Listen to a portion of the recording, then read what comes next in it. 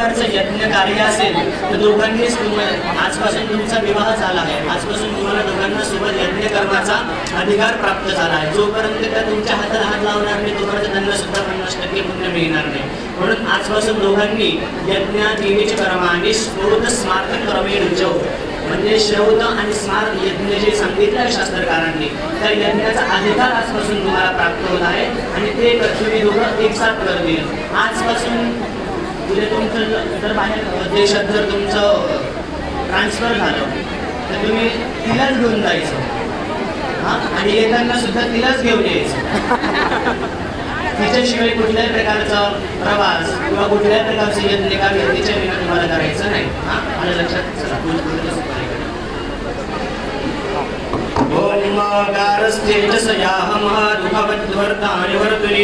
वंशवृद्धि करिष्यामि पंचमे सा ब्रवीद पंचवशुभ्यो विष्णुस्त्वां नयतो. 25 सुपारी गाणं वाजवा. मुलांच्या वर्षव करा.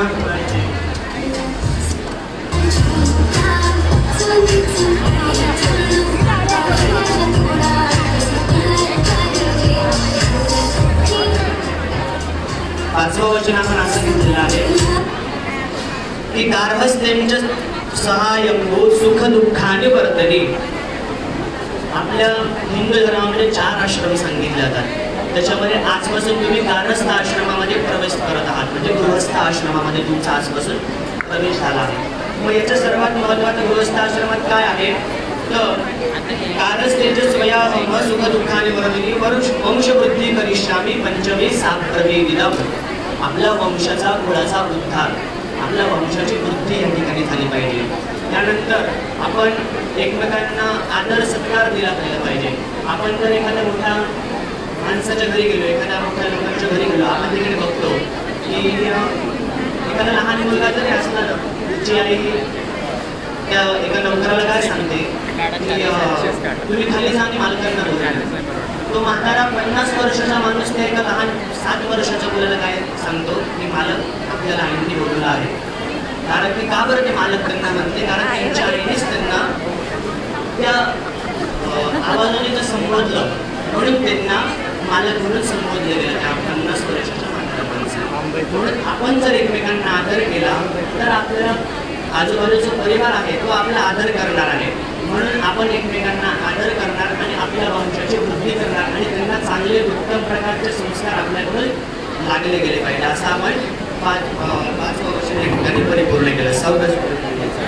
6व्या सुपारीजवळ यायचं आहे.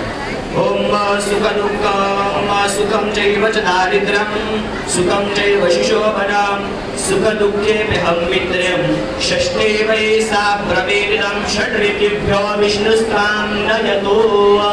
या सुपारी सरकवा. गाणं वाजवा. मुलांच्या अंगावर वर्षाव करा. व्यवस्थित चालू आहे का रे?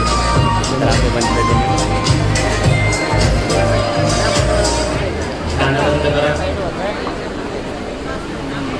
6वं वचन आपण असं केलं की दुःखम चैव च दारिद्र्यम सुखम चैव शिशोभनम सुख दुःखेभ्यहं मित्रे षष्ठे वै सा ब्रवीदिदम्.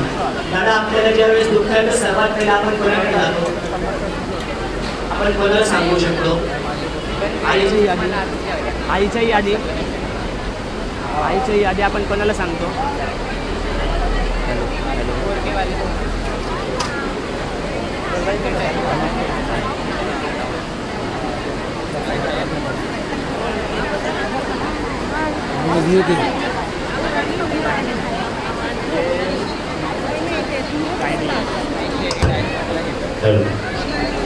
आपण मित्राकडे सर्वात पहिला बरोबर. आपण कुठलीही गोष्ट मित्राला सांगू शकतो कुठलीही गोष्ट.